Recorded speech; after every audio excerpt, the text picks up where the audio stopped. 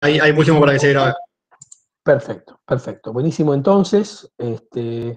Gracias por el aporte y ahora vamos a escuchar a Diego Fernández Paoli.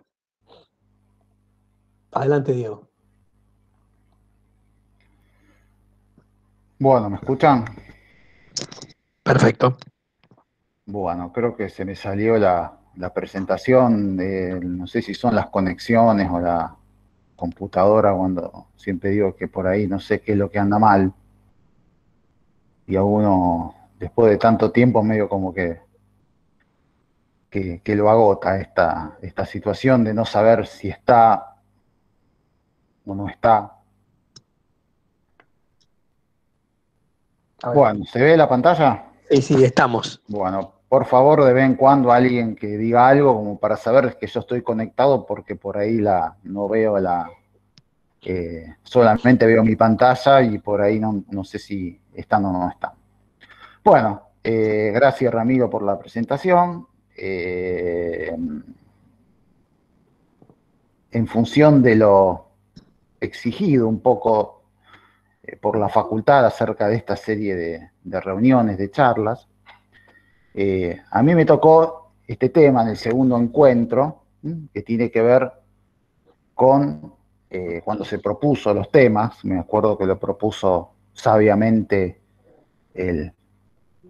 mi colega, el doctor Gustavo Carabajal, que presentó la charla anterior, cuando propuso una serie de temas, me pareció muy pertinente. Y yo elegí esta, de alguna manera, porque los títulos, o el título es muy sugerente cuando habla de relación, forma, estructura, tectónica y relación entre partes. Lo que me obliga un poco es a poder conceptualizar cada uno de estos términos, qué significa cada uno, qué significa forma, qué significa estructura, o qué entendemos por cada uno de ellos. ¿Y qué sería esto de la relación entre forma y estructura? Y por otro lado, lo que tiene que ver con la tectónica y relación entre partes. ¿Qué palabra tectónica que lo usamos tantas veces y por ahí no sabemos de dónde viene o quién la creó este término o cómo lo usamos?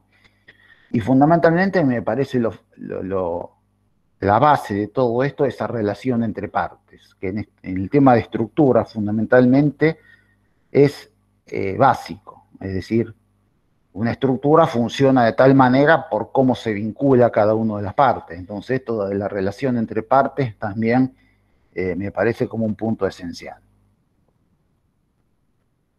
Bueno, siempre me gusta cuando uno presenta alguna charla, es no ir directamente así a los bifes, empezar a mostrar imágenes o proyectos así sin tener primero un concepto de lo que dije antes, un poco de qué estamos definiendo por cada uno de los términos. Siempre me interesa hacer una especie de introducción y luego sí de a poco ir mostrando algunas cosas. Son igualmente conceptos, no hay ninguna receta mágica ni vamos a resolver ningún problema a nivel de composición estructural porque tampoco lo tienen en este momento, recién estamos empezando este trabajo y por supuesto nosotros nos vamos a valer en esta primera instancia por conceptos básicos como para comprender un poco esta relación esencial entre lo que es estructura y la forma. Bueno, la forma. Hablamos permanentemente de forma arquitectónica. La forma por sí misma tiene dos valores. Por un lado, como comunicacional, es decir, la arquitectura o la forma comunica algo, más allá de su valor representacional, es decir, cómo está visto, cómo la vemos exteriormente, cómo vemos esa forma real que percibimos y que tiene, por supuesto, un valor oculto, que es lo que comunica. Nosotros vemos, por ejemplo, en esta obra, que es el Museo de Nueva York, de Sanaa, una forma donde, por un lado, tiene una componente comunicacional, además de ser un museo. Nosotros la percibimos de esa manera. O sea, ¿qué es lo que percibimos a través de ese valor representacional? Vemos la manifestación del contorno, del edificio, vemos cómo es. Vemos una serie de volúmenes apilados, por decirlo así, separados en algunos casos por alguna franja de iluminación. O sea, lo que percibimos es esa manifestación visual. Que también referimos un poco a lo que está por fuera del edificio, dónde empieza el edificio y dónde termina, es decir, ese contacto entre la masa del edificio y el espacio que lo circunda, esos límites o ese contorno que va a generar. O sea, la forma tiene esas dos acepciones que nosotros permanentemente lo tenemos en cuenta para proyectar. Ahora bien, esta forma o este valor representacional al mismo tiempo estaría compuesto por lo que le llamamos habitualmente la estructura técnica, una estructuración técnica, que no quiere decir la estructura resistente solamente.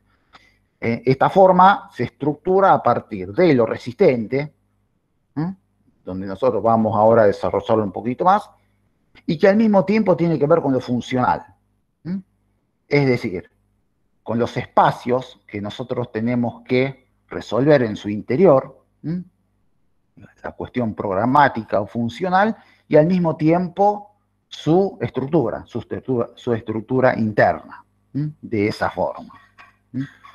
Eso es lo que podemos referirnos a lo que es la estructura o lo que llamamos la estructura técnica. Y por otro lado, tenemos la llamada estructura estética, que es el aspecto visual o comunicativo que habíamos comentado antes. Estas dos estructuraciones me parecen muy importantes, porque son los que van a, en algunos casos, confluir dentro de la forma, y en otros casos no. Una va por un lado y otra va por otra, que es lo que habitualmente ocurría y sigue ocurriendo, lamentablemente, desde la arquitectura académica hasta ahora, que por un lado se resuelve la parte resistente y funcional, y por otro lado cómo se comunica o la forma exterior con la cual percibimos.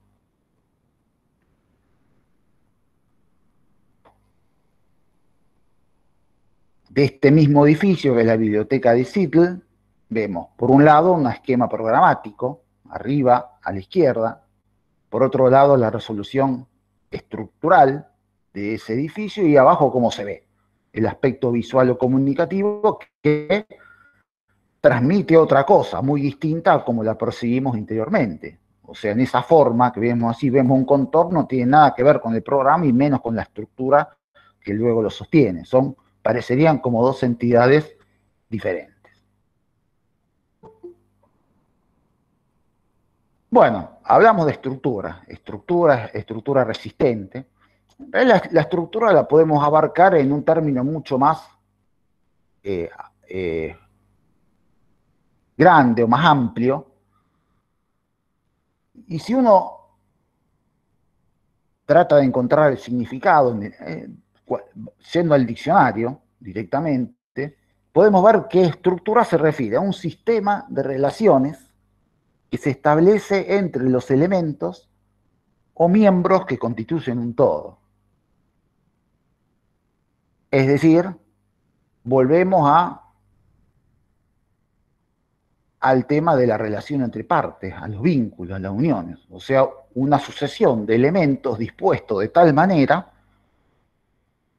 que tienen una cierta congruencia y que constituyen un todo. Entonces, hay un todo y hay una parte de un todo. Eso es el concepto de estructura. Que incluye, por supuesto, a la estructura resistente o a otro tipo de estructuración también de la forma. La forma la podemos reconocer en partes que abarcan una totalidad. Podemos reconocer dentro de las estructuras resistentes dos tipos de estructuraciones.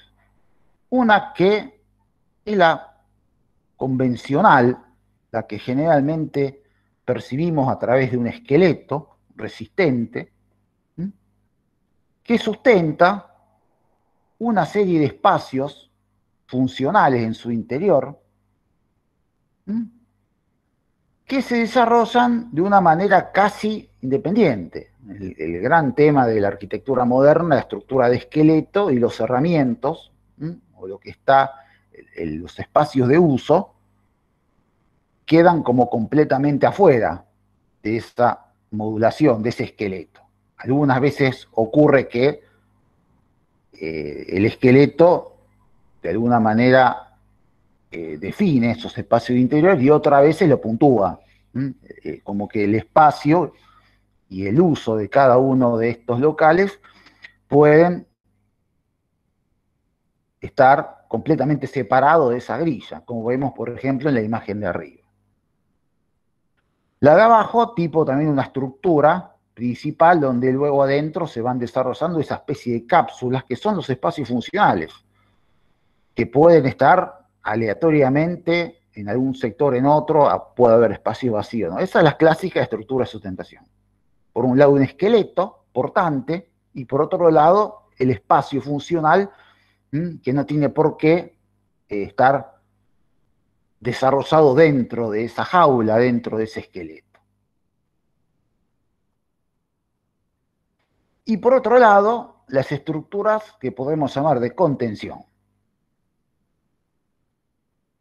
Por ejemplo, estos, unidades prácticamente autoportantes o cajas tipo contenedores, donde se estructura a sí misma y que luego se pueden disponer de determinada manera, aposándose mutuamente o unida como totalidad a un elemento de sustentación.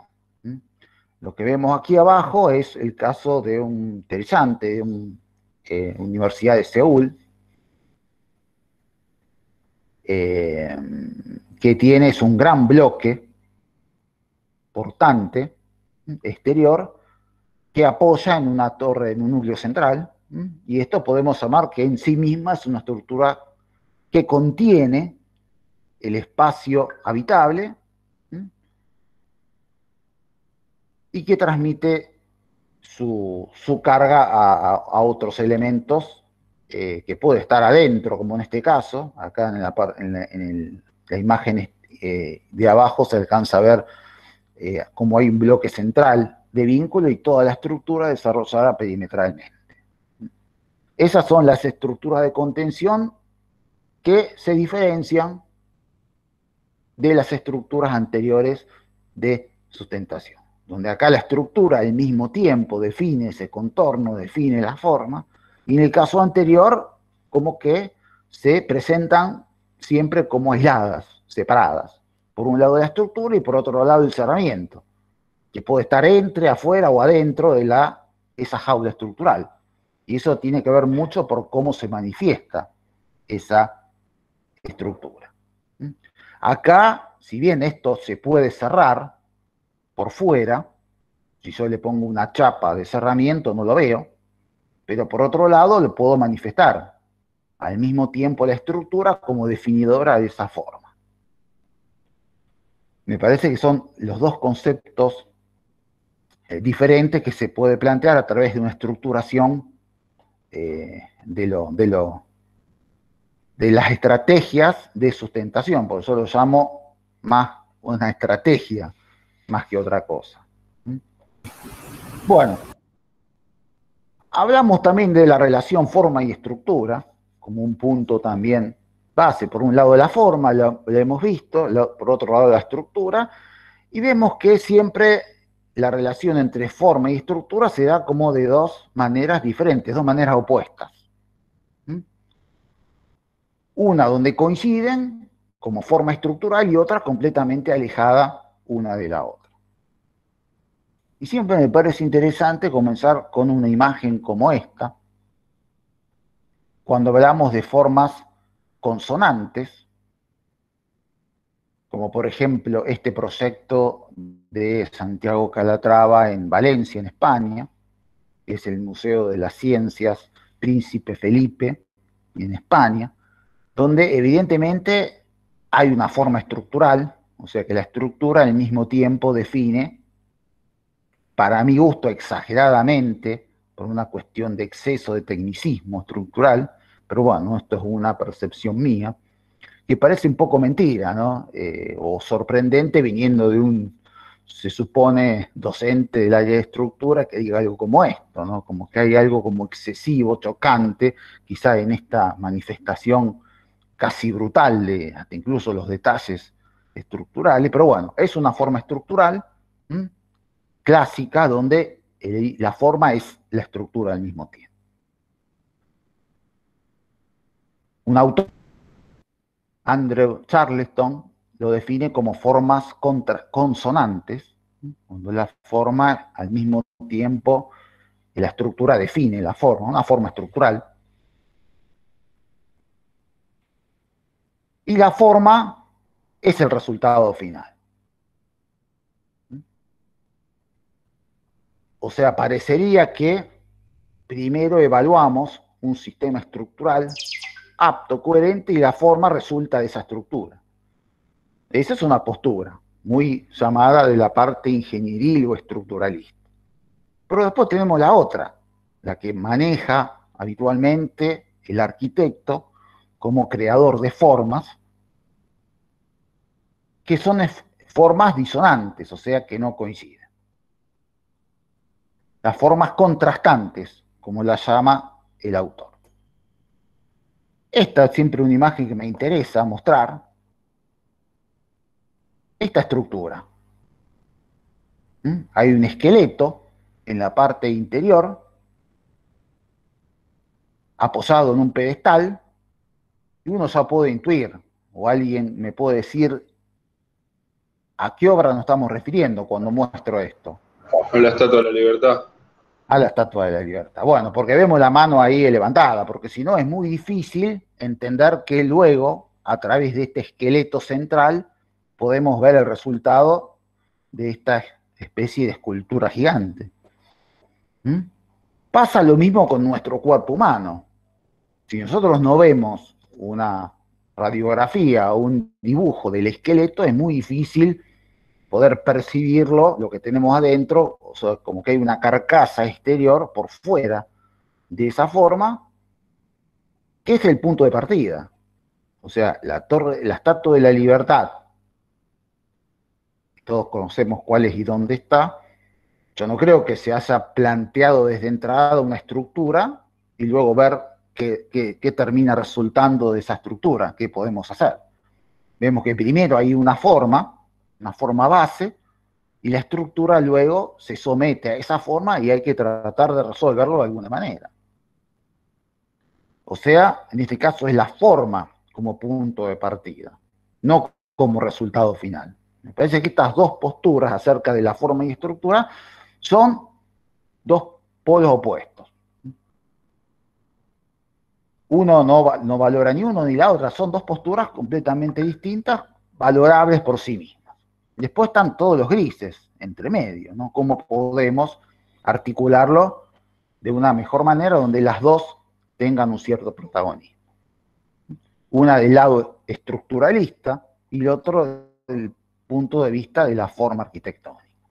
Pero no quiere decir que la estructura, evidentemente, esté descuidada, ni mucho menos.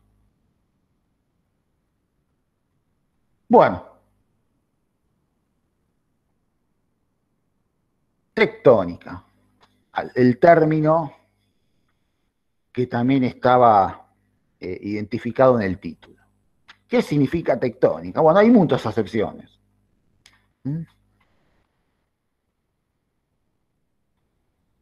Primero apareció en los griegos con la palabra tecné, que viene de tectón, de carpintero, y que refiere fundamentalmente a una cuestión de orden, jerarquía y equilibrio. Que con el tiempo, este término, que refiere un poco a todas estas cuestiones de la carpintería hablamos de elementos con una técnica de vinculación, que es lo esencial de esa técnica, no podemos concebir una carpintería sin los clavos, sin las uniones, y que luego devina en un potencial expresivo de la forma constructiva. Es decir, la forma, ¿no? Como una cuestión, la construcción, no solamente como una mera construcción, algo que unimos de determinada manera, sino que esa misma forma constructiva tiene al mismo tiempo un potencial expresivo. Acá hemos visto antes que una de las posturas de la estructura o de la construcción, por ahí es muy difícil separar una cosa de la otra, construcción con estructura, porque nacieron prácticamente lo mismo, era muy difícil separar una cosa de otra, y que ahora incorpora un potencial expresivo, como expresión propia de esa forma constructiva. Es decir, algo visible que podemos expresarlo y podemos manifestarlo al exterior. Refiriéndome a la construcción metálica, vemos estos tres clásicos ejemplos de la arquitectura racionalista en metal. Vemos cómo ese potencial expresivo de la forma constructiva puede expresarse de diferentes maneras. Básicamente acá lo que vemos, no tanto el voladizo del techo o los voladizos de las vigas, o esa idea siempre de tratar de salirse un poco de la caja racionalista y poder expandirme hacia afuera, como hacía Wright, por ejemplo, y para poder tener una relación mayor entre interior y exterior, sino fundamentalmente en cómo definimos esa jerarquía, ese orden. En el primer caso, en la casa estudio, vemos una viga aposada en una columna, en el mismo plano. En el segundo caso, en la casa Fanovo, que la mostró la semana pasada la arquitecta Álvarez, que en este caso se ve una situación diferente. La columna está por adelante y la viga por atrás, que permite justamente lograr esa continuidad que no tiene, por ejemplo, en el primer caso, donde lo que es continua es la viga y la columna se corta. Y en el tercer caso parece como que las dos es una misma cosa, como que la viga luego dobla en el mismo plano y sigue con la columna. Parecen cosas sencillas, pero esto quizás en acero es casi esencial, porque lo vamos a ver, no es lo mismo poner un perfil como está puesto en la casa Farmo que ponerlo al revés, por ejemplo. No es lo mismo tener una sección cuadrada que una sección redonda o en perfil doble T. Se percibe distinto. Ese orden, ese potencial expresivo se define o se ve diferente. Hay veces que justamente queremos negar un poco la secuencia lógica de la transmisión de cargas y hacer una cosa diferente para crear una cierta expresión de liviandad, de desequilibrio. Y hay otras veces que esa jerarquía entre elementos, que van desde la viga hasta la última columna, se expresa de una manera inequívoca. Y esto quizás no lo reflexionamos cuando proyectamos, sino que hay veces que medio como que nos da lo mismo, ¿no? Y el orden también tiene que ver, no es lo mismo que estas dos columnas estén todas, o las dos, tres columnas que podemos tener acá, estén dispuestas de manera modular, que estén puestas de otra manera. Esta idea contemporánea, actual, de salirse un poco de la modulación, de lograr de tener un efecto medio caótico, no es casual, es por algo, justamente denotar un cierto desequilibrio que la tecné o que la tectónica convencional lo quería justamente manifestar como orden, como ese orden racionalista que nació en un periodo que lo tratamos de manifestar de manera inequívoca en la arquitectura moderna. Y por supuesto el acero no es lo mismo que la madera y no es lo mismo que el hormigón cuando queremos percibir estas cuestiones.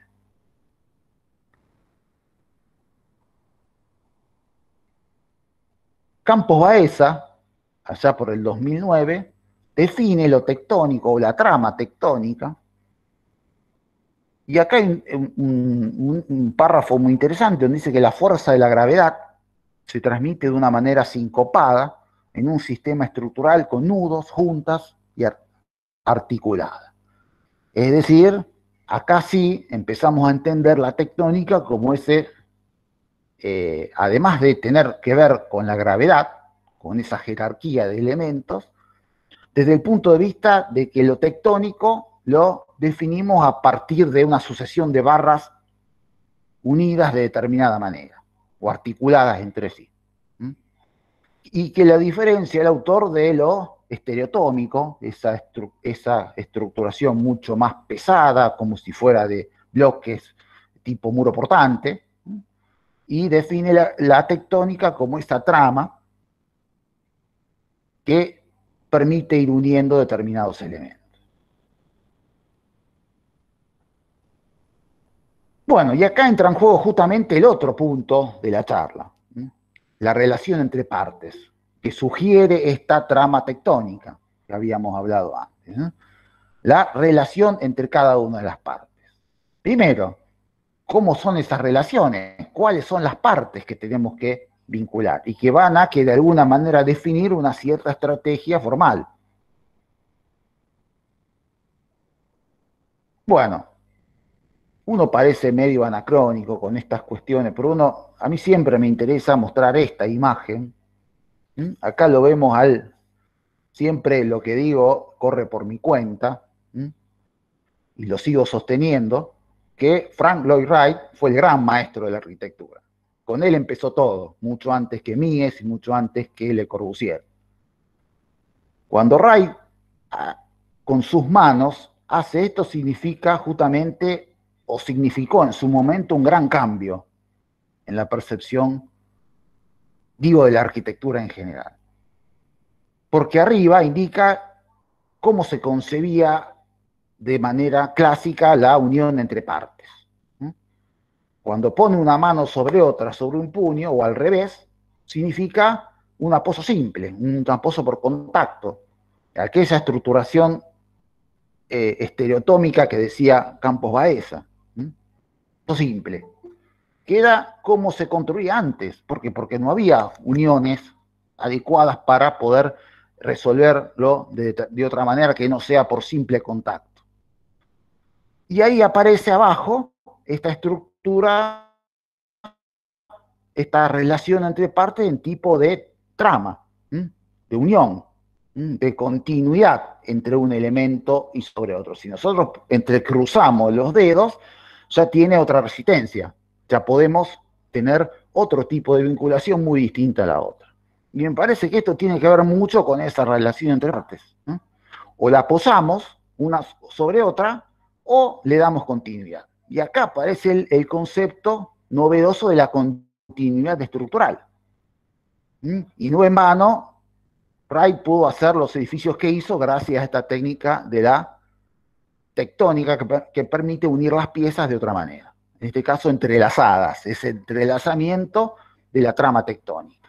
Quizá también había sido teorizado por otros autores, que no viene al caso en este momento, pero que me parecen los dos puntos fundamentales, o las dos diferencias fundamentales entre esa relación entre una parte y la otra. Con esto podemos hablar de uniones estructurales. ¿Cómo se dan esas uniones? ¿Qué es una unión estructural? La unión de una barra sobre otra. Bueno, acá vemos un primer ejemplo, por ejemplo, esta estructuración tipo andamio, que nosotros creamos elementos a partir de la técnica del ensamblaje tipo andamio, a partir de barras tubulares, vamos uniéndola de determinada manera. Por ahí aparecen una serie de rigidizaciones en diagonal porque la estructura en sí misma es inestable. Cualquiera, o si tuvieran oportunidad de ver un andamio en una obra, ver cómo se construye, qué elementos hay que disponerle para que todo esto no se mueva. ¿Por qué? Porque estamos hablando de juntas articuladas. Tipo andamio, que en este caso un espacio para exposiciones temporales que anda muy de moda, incluso se han hecho proyectos de arquitectura bajo estas técnicas de andamiaje que permiten luego disponer a partir de este esqueleto el espacio arquitectónico funcional de determinada manera. Este es un tipo de unión, que tiene que ver también con esta, una unión articulada como la otra. Cuando Mies plantea en la Galería de Berlín este tipo de unión que vemos aquí a la derecha, que yo la agrandé justamente para eso, significa que el autor quiso hacer esto, no quiso hacer otra cosa. ¿Qué quiso denotar acá? Además de no poner las columnas en el extremo. Esa es una decisión. Una decisión no estructural, una decisión arquitectónica que tiene un sustento estructural. Pero además de eso, de sacar las columnas de los extremos y ponerlas en el medio, ¿qué es lo que hace? Formalmente rompe la arista de esa caja, que podría haber sido rígida, pasa el cerramiento para atrás, y fundamentalmente también hace que el plano de cubierta, que es uno solo, que incluye la viga y la cubierta, con un gran entramado estructural, descanse de una manera sutil sobre la columna. Ahora, si esa columna hubiera seguido para arriba, la percepción hubiera sido otra cosa completamente diferente. ¿Qué es lo que está haciendo Mies? Está dándole una horizontalidad al proyecto a partir de la distribución de esta placa horizontal como predominante. Y después aparecen, como siempre dice Mies, Dios está en los detalles. Evidentemente tiene que ver mucho con estos detalles, por todo lo que dije antes y lo que estoy comentando ahora. Hasta la forma de la columna tiene que ver con esto. Fíjense lo que es esa columna, una columna tipo cruz, que ya la había usado en el pabellón de Barcelona, en ese caso hasta recubierta por espejo para que no se vea. También tiene un componente expresivo, que tiene que ver con eso de la tectónica que habíamos hablado.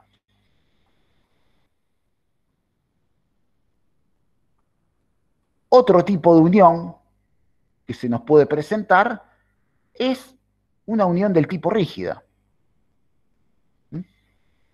como la que vemos acá abajo, donde la columna y la viga se unen. En la semana pasada, en la clase de Jimena, lo había planteado como un marco rígido. Bueno, esto es un marco rígido. En este caso estamos mostrando solamente una T, una unión en T, entre una columna y una viga.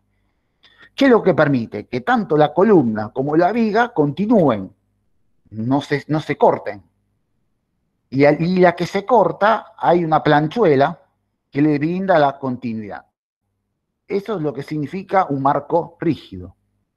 Esa continuidad entre la columna y la viga, que siempre en un momento por ahí se corta, o se corta la columna o se corta la viga. O la viga posa lateralmente en la columna o la viga posa superiormente en la columna.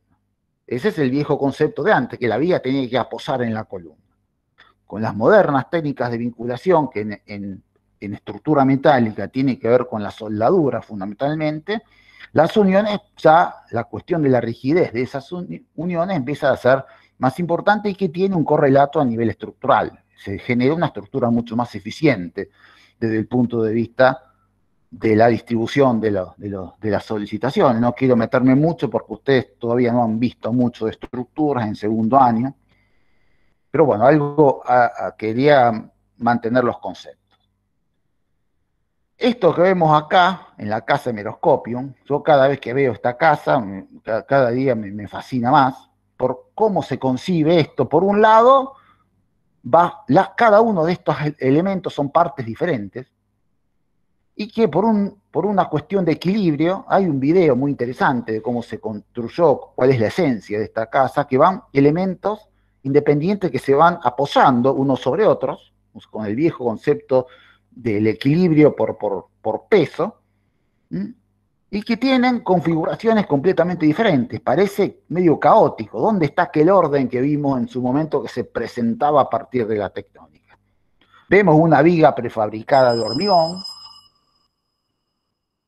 vemos una viga metálica. Esta es una viga configuración Vierendeel, que son una sucesión de marcos rígidos, como vemos acá, y que en los extremos aparece una diagonal acá, combinándolo con una especie de estructura reticulada, y cada uno, acá aparece atrás otro reticulado metálico, o sea, combina hormigón, combina metal, combina tipologías estructurales diferentes o elementos estructurales de diferente configuración.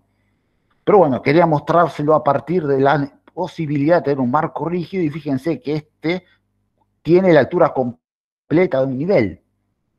Y al no estar esta diagonal propio de los sistemas reticulados, hace que la relación exterior e interior sea completamente limpia.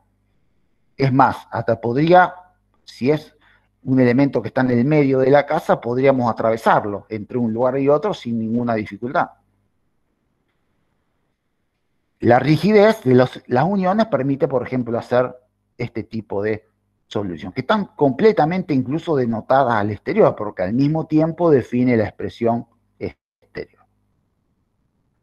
O sea, uniones rígidas, uniones articuladas, que son los dos puntos, casi las dos cuestiones con las cuales se puede presentar ese tipo de vínculo estructural. Bueno, ahora bien, hablamos de secciones, de tubulares, hablamos de perfiles. Acá hay un dato concreto, que la empresa Gerdau, que es la que está de alguna manera a cargo de la organización de este concurso, tiene o pretende poder componer una estructura metálica con un tipo de perfiles específicos, ¿no? Que son estos. O sea que esto ya de alguna manera nos está limitando en un tipo de unión o de vinculación.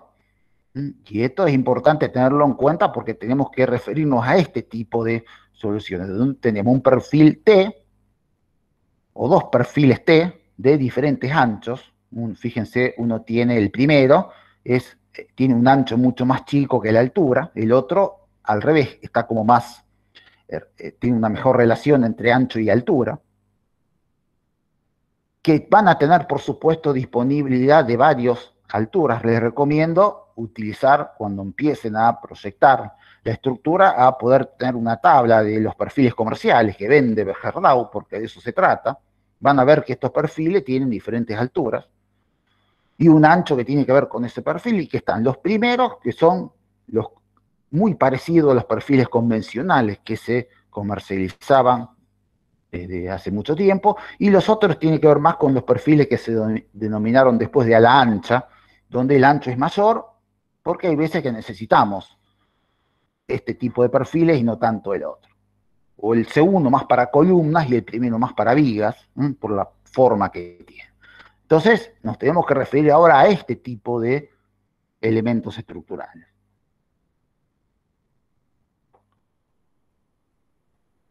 Bueno, ¿cuáles son esas partes a vincular?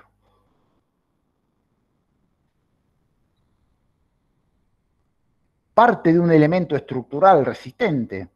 O sea, nosotros podemos tener un elemento estructural compuesto al mismo tiempo por varias partes que se vinculan entre sí para poder generar este elemento estructural. Estoy hablando de un elemento estructural de una totalidad, que al mismo tiempo está compuesto por otros elementos interiores. Por ejemplo, vemos una estructura como esta, vemos un montón de elementos, parece como que es toda una sola cosa, pero vemos elementos estructurales distintos.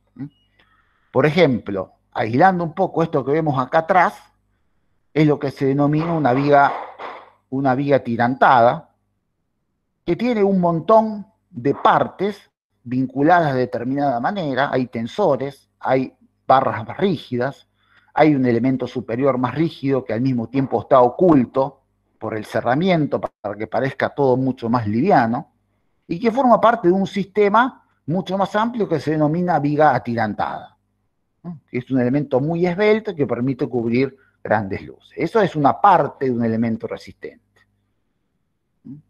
que, como dije antes, compuesto por un montón de partecitas independientes que conforman esa estructura principal.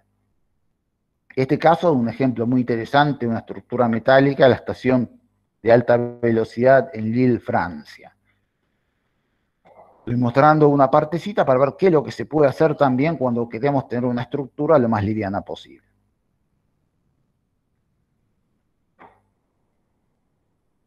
Podemos hablar de un elemento estructural resistente único, como por ejemplo una viga completa, donde por ahí las exigencias en cuanto a la prestación hace que no podamos utilizar un perfil como el que vimos antes, sino componerlo a través de planchuelas y armar una especie de perfil doble T más alto, o agujereado, para darle un poco más de liviandad. Ese es el elemento estructural resistente único. Tipo, por ejemplo, una viga que va a estar vinculado de determinada manera, o articulada, o empotrado continua, o rígida. Y esto estamos hablando del elemento estructural completo, como puede ser el caso de un perfil, o una columna metálica, o alguno de los perfiles que vimos de Gerdau. Ahora, ¿cuál puede ser otra parte estructural? Y acá me voy a detener un poco porque esto es lo que permite generar mayores posibilidades desde el punto de vista formal, que son los planos estructurales completos. Nosotros acá podemos hacer un gran plano estructural, como vimos también en el caso de la casa de Meroscopium, una estructura que tiene la altura completa del local a cubrir. En este caso son 3 cajas apiladas. Este es el caso del Museo Quebec de Rem Koolhaas, que creo que hace poco se terminó de construir, un caso muy, muy actual, donde vemos que este edificio está compuesto por grandes cajas, bajo el viejo concepto del apilamiento, que está compuesto al mismo tiempo por planos estructurales del tipo reticulado de una estructura triangulada, como vemos aquí, el triángulo como figura indeformable que luego se va disponiendo, uniendo uno con otro hasta formar un gran elemento estructural, y que en estos casos también se percibe a la vista por la propia definición del cerramiento, y que permite solucionar este problema. Acá se ve en la parte inferior los perfiles, que son muy parecidos a lo que podemos usar como Gerdau, que generan especies de articulaciones formando nudos, que en este caso son reforzados por planchuelas exteriores, pero bajo la técnica de ejecución abulonada. Acá se ven algunos bulones que atraviesan la estructura, pero que al mismo tiempo define la estructura. Luego se puede revestir o no, pero son elementos importantes, pero que al mismo tiempo permiten resolver luces importantes, y por ejemplo, gran voladizo. ¿Por qué? Porque no es una viga abajo y una viga arriba, es todo el elemento estructural con toda la altura que permite entenderlo como un plano, entenderlo como un gran plano estructural que al mismo tiempo define cada uno de los niveles, y que por la técnica del apilamiento, de la unión con el de abajo, o el entrecruzamiento, como vemos acá, permite definir un sistema estructural. Y abajo podemos poner tranquilamente columnas, porque siempre la idea de la planta baja libre, y tratar de mantener todos los elementos estructurales o el legado estructural lo más arriba posible para que no interfiera el natural uso de la planta baja, que siempre se supone que es libre. Esta idea de cajas estructurales, yo creo que para los proyectos o las cuestiones que tienen que resolver ustedes es bastante interesante como para plantear a partir de un elemento mucho más liviano, metálico, que se relaciona con algo, con un edificio patrimonial, de una manera interesante. Vemos que es muy simple la concepción estructural y todas las posibilidades que se genera a través de pensarlo como realmente es, como un plano estructural completo, ¿no?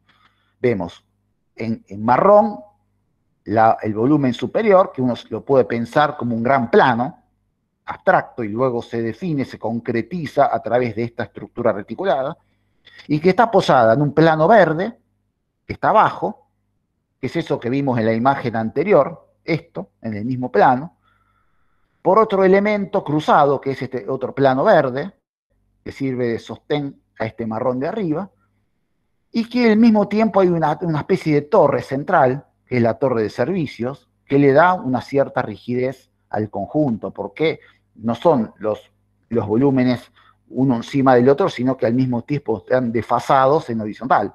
Ese desequilibrio lo absorbe la misma torre. Y abajo se resuelve con columnas, en algunos casos convencionales, donde tiene que estar. O sea que estamos viendo casos donde, si bien la forma que se percibe es la estructura, pero no es una relación de que primero hago la estructura y después la forma, por más que sea una forma estructural. La forma no es el resultado final, sino que es también al mismo tiempo el punto de partida. Estamos viendo justamente casos con una relación muy directa entre una y otra, donde al mismo tiempo la forma está al principio y también está al final, porque la estructura la define. Me parece que es un concepto bastante interesante para lograr esa especie de amalgama entre las preocupaciones formales y las preocupaciones del tipo estructural. Esa dialéctica entre las dos cuestiones que me parece que en estos casos están bien planteadas. Bueno, por último quería mostrarle este caso, el museo de la ampliación del Museo Carafa, que tiene que ver mucho con esto que ustedes van a hacer. Un museo de las características de una arquitectura convencional, del tipo académica, patrimonial seguramente, donde la ampliación se plantea justamente con esta idea de cajas estructurales, reticuladas, que se van apilando una con otra y que dialogan de una manera determinada o interesante como contraposición. Nosotros no podemos hacer una ampliación tratando de imitar lo anterior o disimularla. Después sale lo que vemos en la realidad constructiva, en esta ciudad o en otra. Justamente la idea es justamente contraponerla, porque son dos cosas distintas. Una cosa es una arquitectura hecha en acero, en la actualidad, y otra cosa, las preocupaciones que en aquel momento eran prioritarias para construir este museo. No podemos tratar de disimularla, ni hacer lo mismo con otro material, sino justamente contraponerlo. Entonces vemos las cajas, que se van apilando y se van transmitiendo y van aprisionando cada uno de esos volúmenes para, en función de un contrapeso, poder lograr que estas grandes voladizos se mantengan en pie. No es tan así, no es una cosa apilada sobre la otra porque sería inestable, pero vale ese concepto. Adentro hay una estructura central que la ata todo, pero uno se queda con el concepto, con la idea de que hay una caja que apoya sobre la otra y que permite libremente luego disponer estos grandes salientes, que la misma estructura lo permite porque habíamos dicho que la altura es completa de este elemento. O sea, el concepto de la gran caja funcional que al mismo tiempo resuelve las intenciones o las prioridades estructurales. Vidriada completamente, incluso hasta el mismo piso es transparente para lograr esa cierta relación visual entre el exterior y el interior, que lo contrapone, como dije antes, con la imagen clásica de lo que era el edificio original. Quería mostrar estos dos ejemplos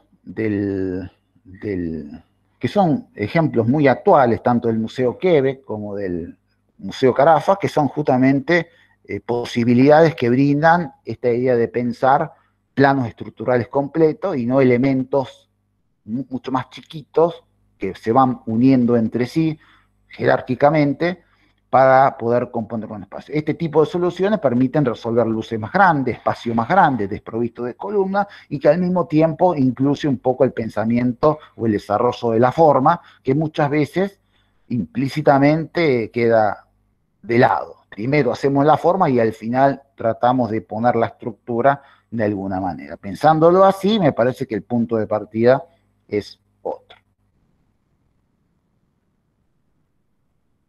Bueno, quería justamente que esta actividad dure lo que duró, exactamente 1 hora, porque no me parece que tenga que durar más, si no se cansan, y aparte podemos abrir una ronda de preguntas, como surgió de comentarios que había surgido también la clase pasada, nuestra colega arquitecta, siempre priorizo lo arquitecto antes que lo ingeniero, Jimena Álvarez.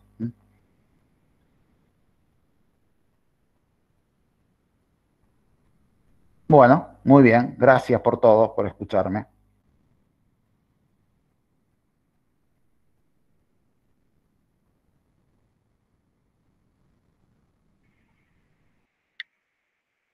No, no se escucha. Ramiro, estás silenciado. No se escucha.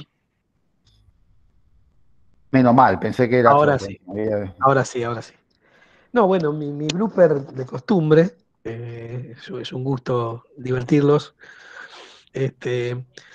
Decía, me parece muy interesante la charla y tendría varios comentarios para hacer, para destacar algunas cuestiones que me parecieron particularmente interesantes, pero me parece que ese juego me gustaría iniciarlo a través de los alumnos, digamos. Me gustaría más estos minutos saber ciertas preguntas, ciertas consultas u opiniones por parte de los alumnos, porque nos gustan mucho a los docentes recibir justamente esa retribución de parte de los alumnos o las dudas. No nos gusta cuando del otro lado queda como en silencio, sí cuando hay una participación. Entonces, eh, cedo entonces este turno para que los alumnos u otros profesores también eh, nos compartan un comentario, una consulta, una duda, ¿no? Que me parece pertinente el momento.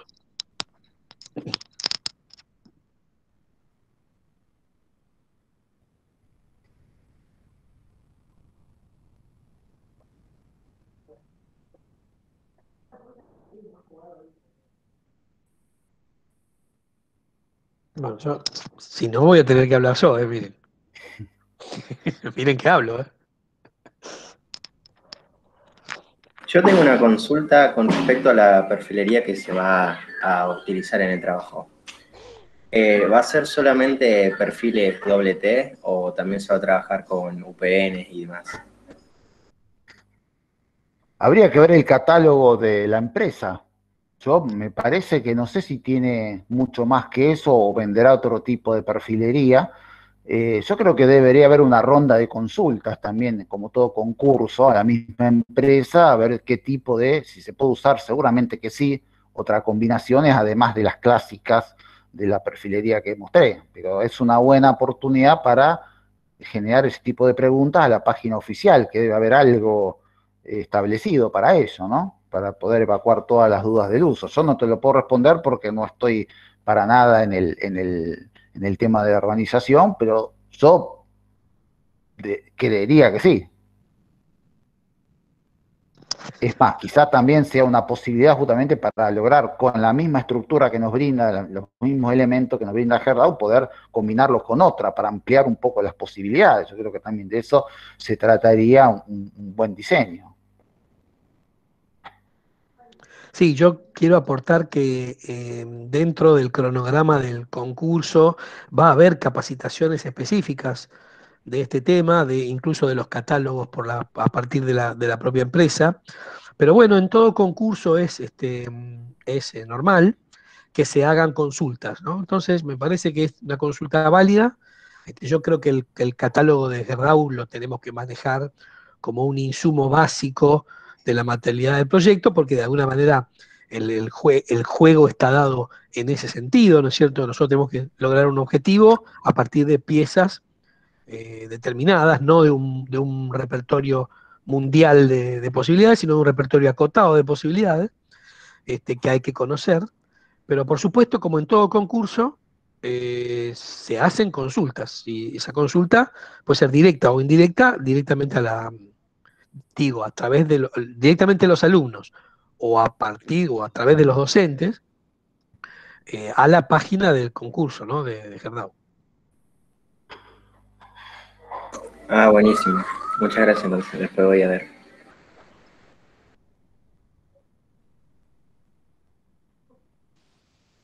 Yo tengo una consulta, quisiera hacer una pregunta. Sí, adelante. En un momento de la charla, el docente habló de la forma y la estructura. Al principio de la charla él dijo que la estructura iba antes que la forma. Después, sobre el final de la charla, dijo lo contrario, que la forma iba antes que la estructura. Sí, sí. ¿Eso tiene que ver con qué exactamente? ¿Con el tipo de construcción o cómo uno lo interpreta? No me quedó claro eso. No, al principio no dije que la estructura iba antes que la forma, di justamente las dos opciones. Por un lado mostré un ejemplo donde la forma era lo primero que se definía y luego se le ponía una estructura. Mostré el ejemplo de la Estatua de la Libertad y por otro lado mostré el caso contrario, donde una estructura prioritaria y que luego a partir de la estructura se generaba la forma. O sea, la forma como consecuencia de la estructura y en otro caso la forma a priori. Son dos posturas que nosotros tenemos que tomar. No digo que sea buena ni mala una u otra, sino incluso con las últimas imágenes mostré justamente la posibilidad de tener un diálogo entre las dos y que no sea ni una ni la otra, que sería lo ideal. Entonces, estos ejemplos que mostré al final, ahí donde de alguna manera esta relación se engloba mucho mejor y se resuelven las dos cosas al mismo tiempo, siempre teniendo desde el inicio de la concepción arquitectónica ese pensamiento estructural que permite esa integración, porque si la estructura aparece atrás de todo, ya estamos tomando postura por la forma, y que luego la estructura se resuelve como se puede resolver. Ok, gracias. Sí, yo también, bueno, tiene algo que ver con lo que yo quería comentar. Tiene que ver también con el protagonismo que cada proyectista puede aportarle o asignarle a la estructura, ¿no? Hay proyectistas donde la estructura la convierten en un protagonista fundamental, vimos ejemplos, y hay otros donde la estructura es un ayudante de otros temas que son los temas fundamentales del proyecto. Entonces, me parece que estamos en una discusión a la cual va a responder cada proyecto, o si quieren cada proyectista, y que incluso podemos rastrear históricamente, ¿no? A lo largo de la historia, las tendencias han ido cambiando y se han institucionalizado más en algún momento una y en otro momento otra. Esto abre a lo que yo pensaba comentar.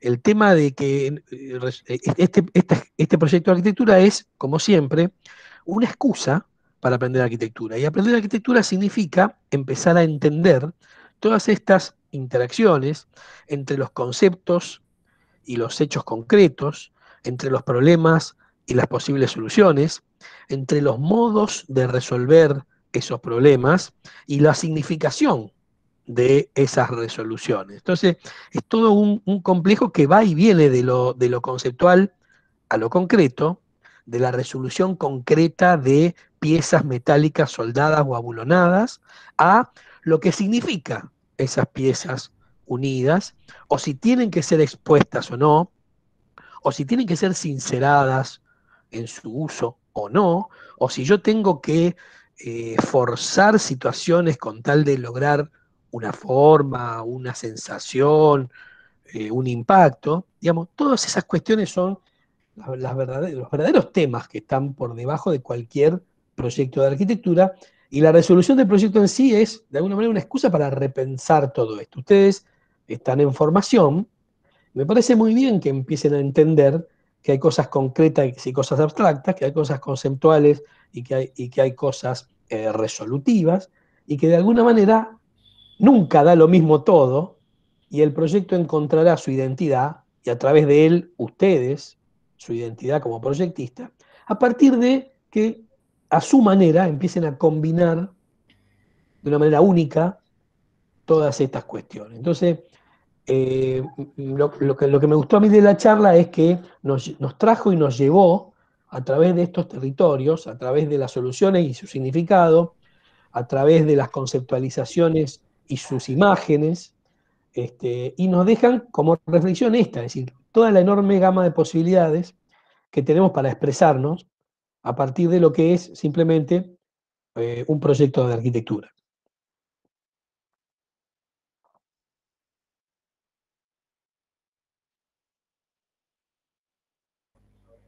Había una alumna que quería hacer una pregunta por ahí. Valentina Molina, creo que hacía una pregunta, tiene la mano levantada. Está silenciada, Valentina.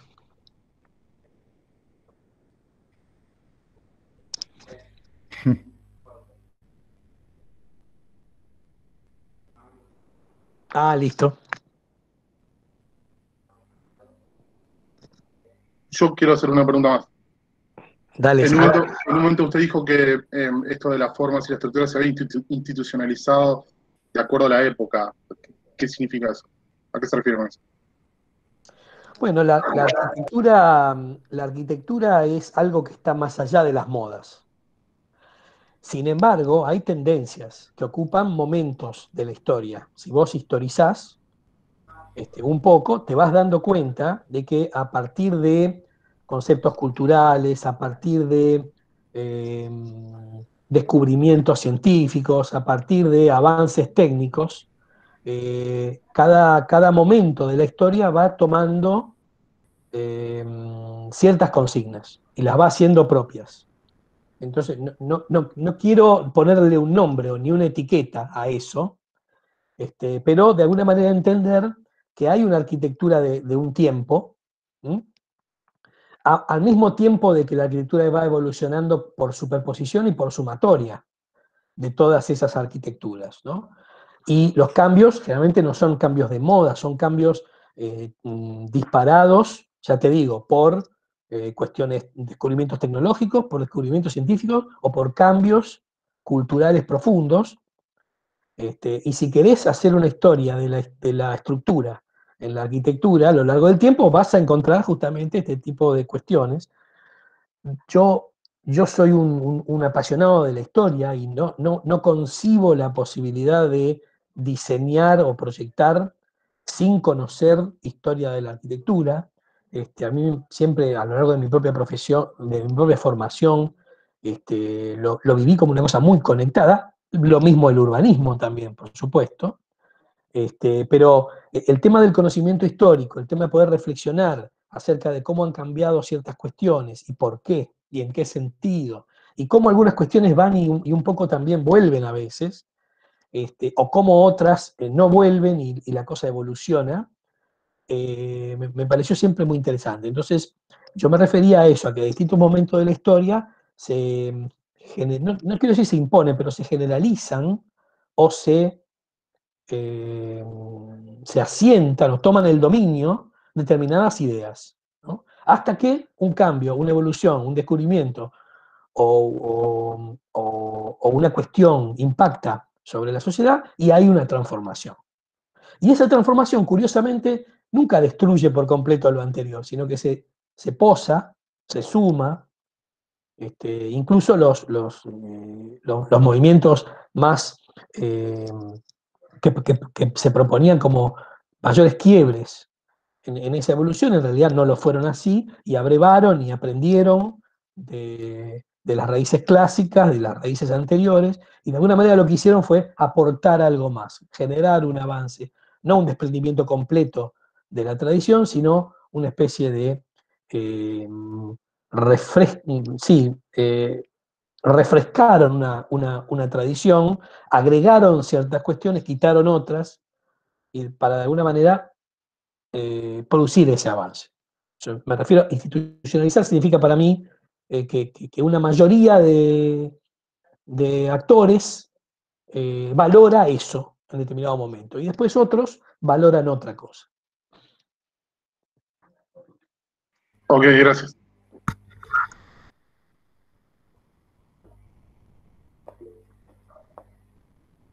Bueno, respondiste vos, Ramiro. Está bien. No, No porque sé me si era parece para que mí. porque esa palabra, Perdón, sí, era para Ramiro, perdón. No Ah, lo que... perfecto, yo perfecto. Perdón, Luis. reconocí ese hijo, esas palabras raras que a veces uso, yo lo reconocí y digo, no, ese fui yo.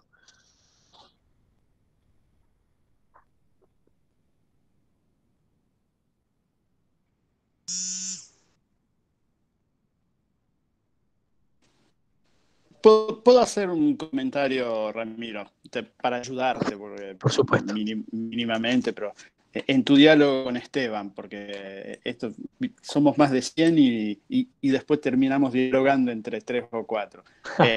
No, era porque me pareció interesante y al mismo tiempo era para reforzar algunas cosas que a mí me parecieron muy didácticas en la charla de Diego y me parecieron muy útiles. Y justo una de las que había notado de manera particular era esta distinción cuando arrancó Diego, y vos me vas a corregir si yo a lo mejor anoté mal, Diego, cuando empezaste a distinguir la cuestión estructura-forma y diste estos dos ejemplos, llamando estructura resultante a las de Calatrava, por ejemplo, y estructura contrastante, me parece que dijiste, si no anoté mal, a la Estatua de la Libertad, pusiste como ejemplo. Sí, consonante es Ok. una y contrastante es la otra. Consonante. Consonante. Claro, que Ah, ok. coinciden. Ok. Consonantes. Consonante. Había notado resultante, yo no sé por qué. O sea, porque a lo mejor mientras lo decías yo pensaba donde la forma corresponde con la estructura.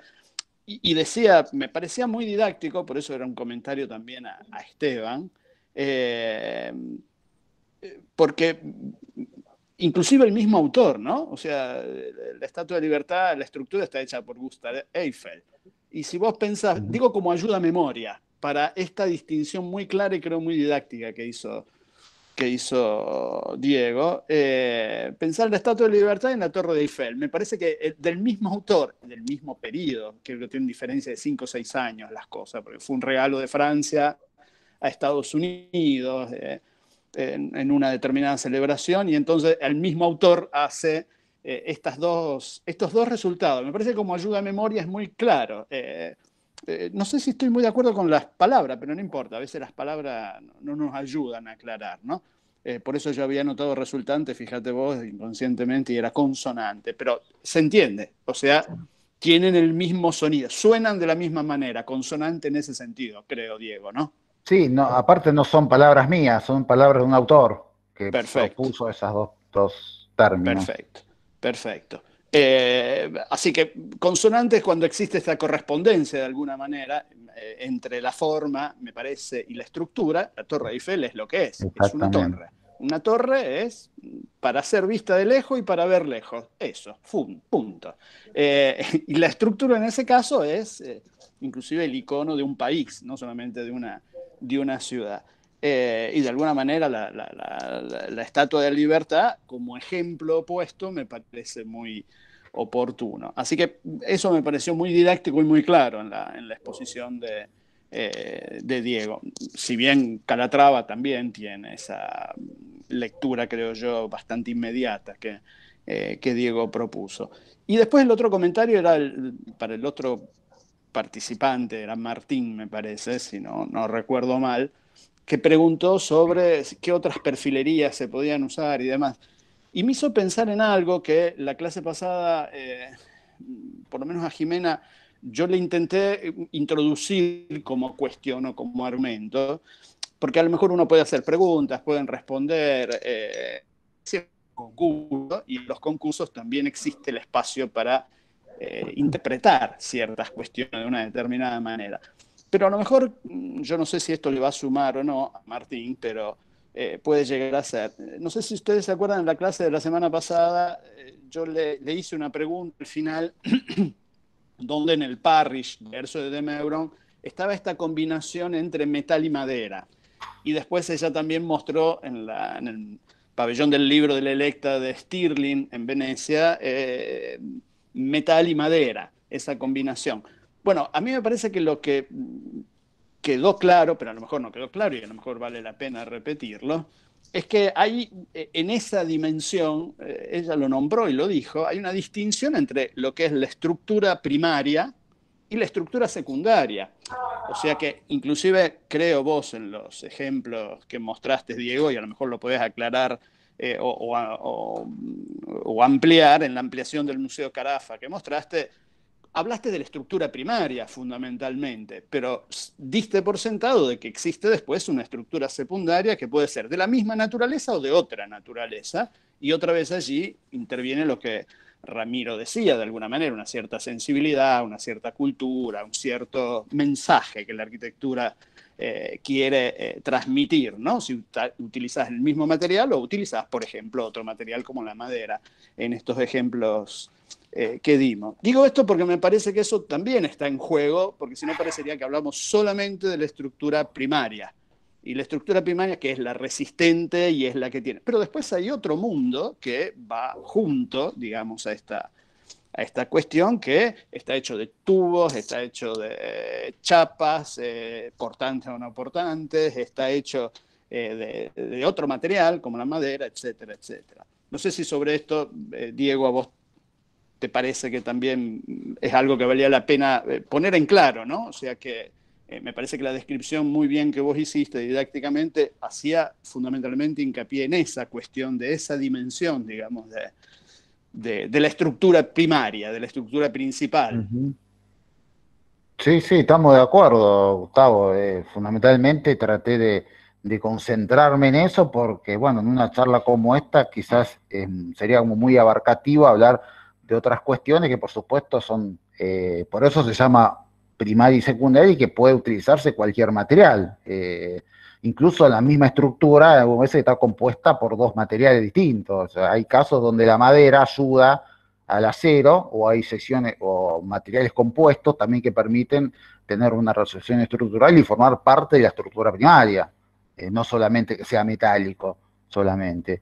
Pero bueno, detrás de eso, como vos decías, hay un mundo, pero yo creo que acá nos estamos concentrando, o traté de concentrarme en esa estructura primaria que es justamente la que contiene y la que define esa forma, y una vez que está definido eso, después el paso siguiente sería justamente empezar a resolver todas estas cuestiones como para llegar a la última tornillo, a la última chapa que tenemos que poner para terminar de cerrar el espacio, ¿no? Me parece que está bien la aclaración, ¿no? Por ahí no me di cuenta o no lo aclaré de entrada, pero es así como vos lo planteabas. Hola, ¿cómo les va?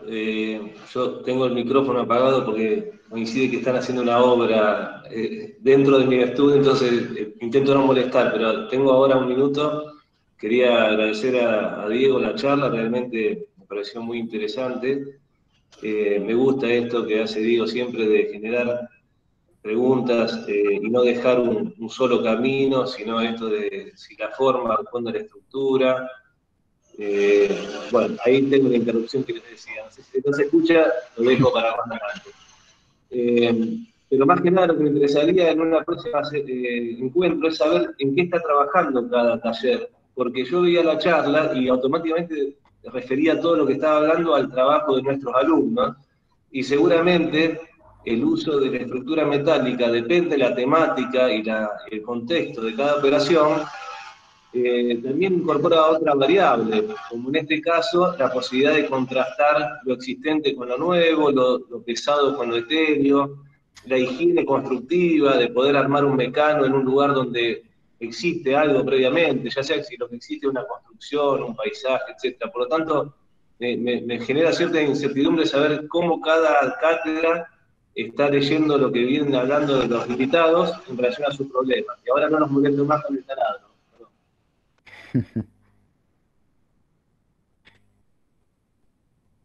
No lo sé si hay varios participantes. Cuando lo veo a Gustavo, no tengo toda la pantalla completa para ver si hay, o los alumnos que están de las distintas cátedras, no sé cuántos están participando en esta charla. O son los de la mañana, el turno tarde, o hay un otro docente de otra, de las otras cátedras. Habría que preguntárselo o definirlo entre todos, ¿no?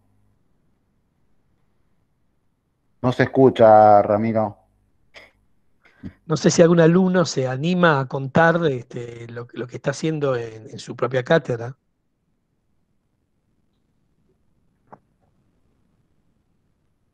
Incluyendo los nuestros, Ramiro. Sí, incluyendo, empezando, pues ya que somos los anfitriones, por ahí algún alumno nuestro está dispuesto a contar primero.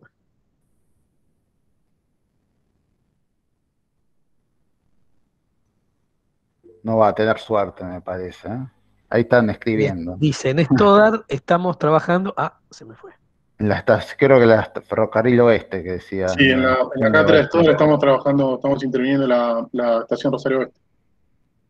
Bien, y ahí la lectura de la charla tiene que ver con esa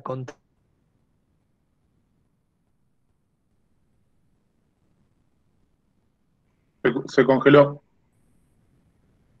Sí. ¿Escuchan? Hola. No, se cortó, Ramiro.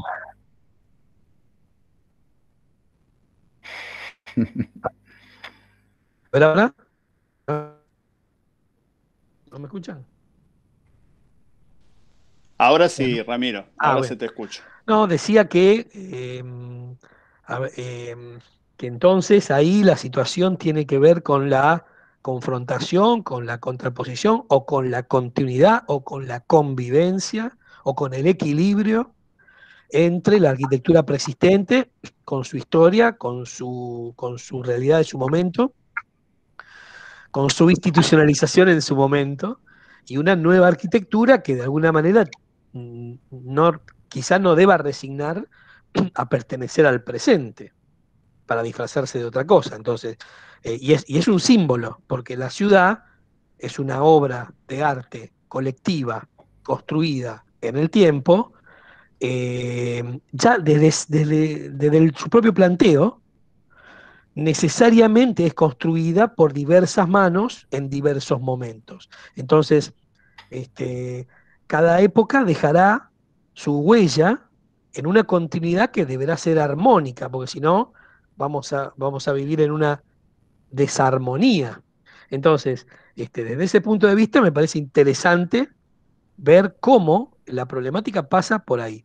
Nosotros en la cátedra nuestra estamos trabajando con infraestructura ferroportuaria en el borde fluvial de la ciudad, y entonces la situación cambia porque no hay una verdadera arquitectura preexistente, sino que hay una infraestructura preexistente, en muchos casos moldeada en materiales análogos o similares o consonantes con el metal, y en realidad lo que hay es una preexistencia que va más allá de la arquitectura, es un paisaje, es una identidad de un lugar, es una historia de un lugar, y también terminamos hablando de que la ciudad se va construyendo en el tiempo por el aporte de mucha gente, que si ese aporte es inteligente, es sensible y es armónico, de alguna manera va a producir un mejoramiento de la preexistencia, un mejoramiento de esos espacios y de esos ambientes. Y también es una reflexión acerca de lo natural y lo urbano, el paisaje recuperado, y otra serie de cuestiones. Mientras que en el caso que decían recién, hay una situación más con la historia y más con ese debate del que hablábamos antes, ¿no? De que cada momento tiene su lectura y tiene sus modos de resolución. Y el otro alumno que había intervenido último, por favor que me repita, que estaban trabajando en Ciudad de los Niños, ¿puede ser? Sí, cátedra Reinero, dice ahí en el chat. Ajá. Bueno, y eso me parece interesante. ¿Qué están proponiendo ahí en la Ciudad de los Niños? Nosotros ya hemos usado también ese territorio.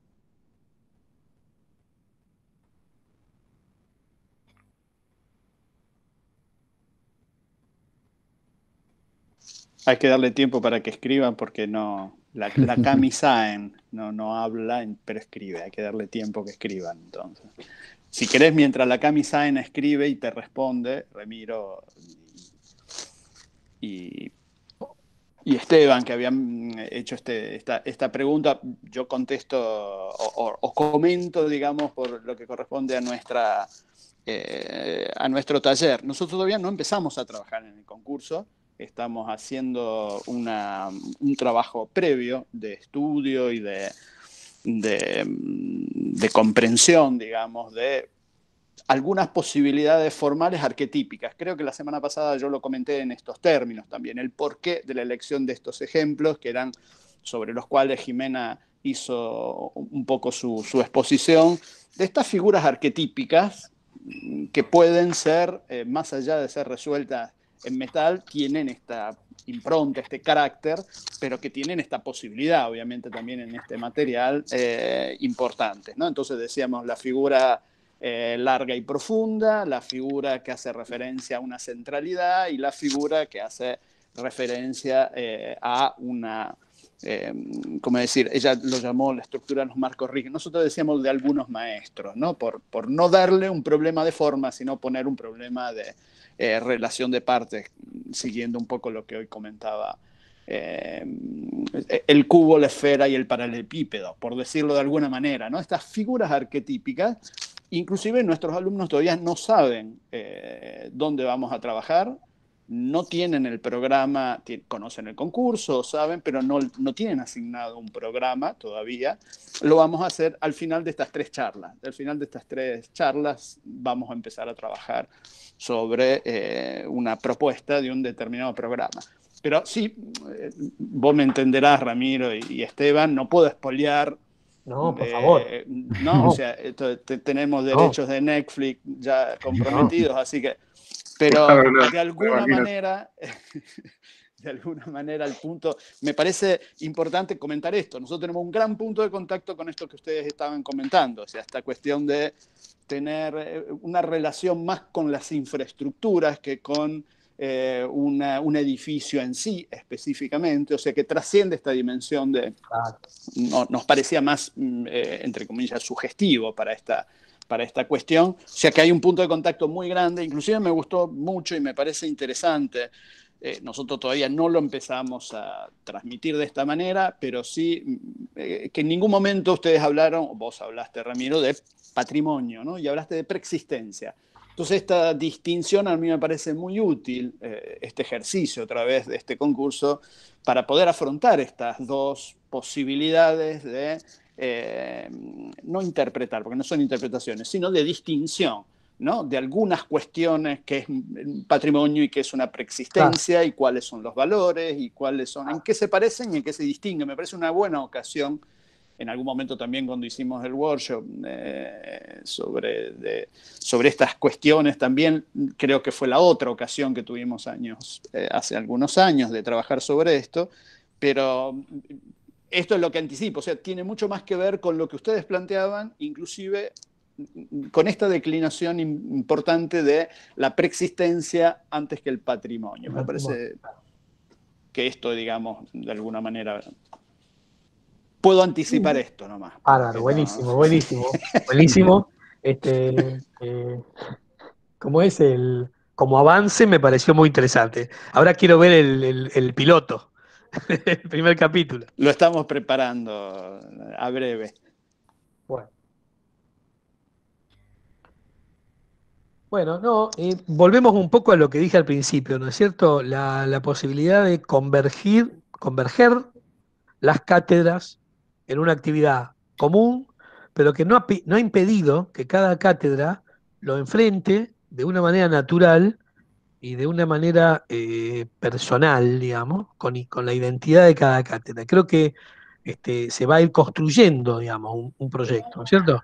Y eso me parece que es muy de nuestra identidad también, de que nosotros construimos una escuela a partir de la diversidad y no a partir del pensamiento único.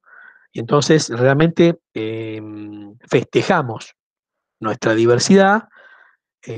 Bueno, alguna vez Aníbal Moliné hablaba de un grupo de jazz frente a una orquesta clásica, ¿no es cierto? Y comparaba esos dos puntos, ¿no es cierto? Hay un cierto grado de personalización y de improvisación y de armonización sobre la marcha, que me parece que para nosotros es una fortaleza. No sé si siempre funcionará así, pero apostamos un poco a lo que pueda surgir de esas búsquedas, ¿no? Y sobre todo con una primera experiencia. Después espero que tengamos oportunidad de ir ajustando porque este tipo de experiencias se repitan. Insisto, no solamente integrar el trabajo de todas las cátedras de análisis, sino también integrarnos con otras cátedras de la disciplina, en pos de una mayor integración de los conocimientos, ¿no? Así que es un poco encontrar en el cierre lo mismo que comentamos en el inicio, y creo que esto es importante y es lindo formar parte de algo así.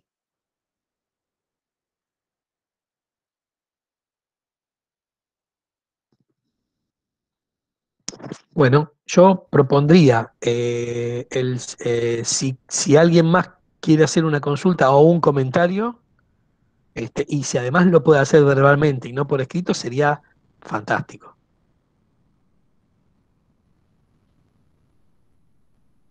No, yo por ahora tendría que volver a ver la clase y leer un poco un par de cosas, pero por ahora es suficiente por ahí.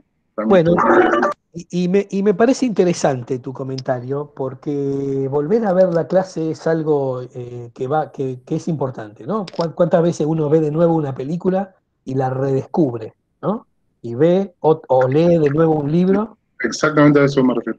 Y lo redescubre. Creo que la virtualidad nos ha traído muchos inconvenientes, pero nos ha dejado una enseñanza, que es que quede documentado cada cosa que hacemos para volver a revisarla.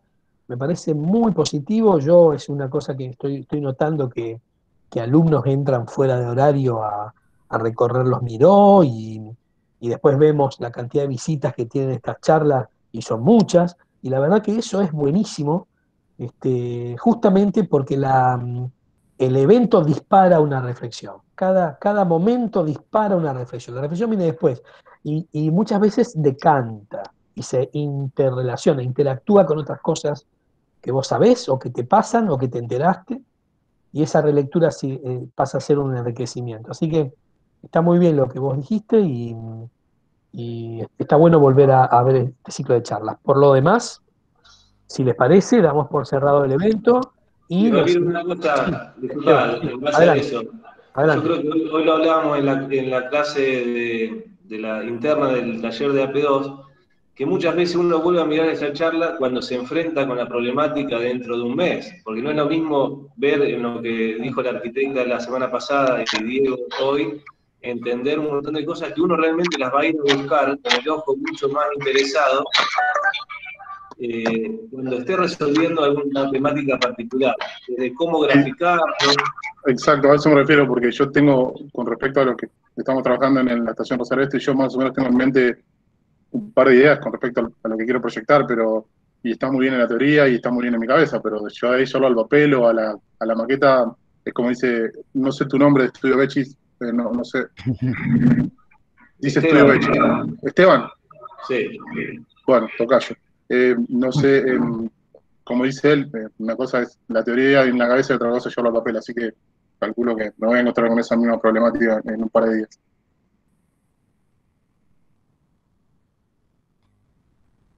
Exactamente. Bueno, muy bien. Bueno, estamos en horario, Ramiro, me parece, ¿eh? ¿cómo? Gracias a Diego, que es muy puntual. Hemos terminado el horario. Sí. Buenísimo eso. Les agradezco mucho a todos que hayan participado, a los profesores, a los alumnos, por supuesto. Y bueno, los convoco para la tercera charla del ciclo, la que va a dar el arquitecto ingeniero Carlos Jeremía. Está publicado, así que fecha y hora no van a tener inconveniente en asistir. Y bueno, ahí estaremos para completar este ciclo de charlas, que seguramente va a ser disparador y va a aportar mucho material para el avance de los trabajos. Por mí, nada más, muchas gracias, fue un placer recibirlos. Gracias, Diego, gracias a los profesores. No, por favor. y a los alumnos. ¿Cuándo, perdón, cómo se va a subir esto? ¿Quién se encarga de subirla? Porque la anterior creo que la subieron a YouTube, creo, Gustavo, ¿no? Sí, sí. ¿Quién se encarga de esto? Le tenés que avisar, en tanto avisarle a Nelson, el que lo grabó sabe que cuando cerró la grabación, o cuando termine la grabación, porque creo que está grabando todavía, sube automáticamente después de unos minutos al Drive. La dirección de ustedes tiene un Drive. En ese Drive queda la grabación. Así que si vos avisás a Nelson, él se pone en contacto con comunicación y de ahí lo bajan directamente. Se encargan ellos. Bueno, perfecto. Pero tendrías que verificar eso, el que tiene la cuenta, no sé si sos vos, Ramiro, o si había otra persona que lo estaba...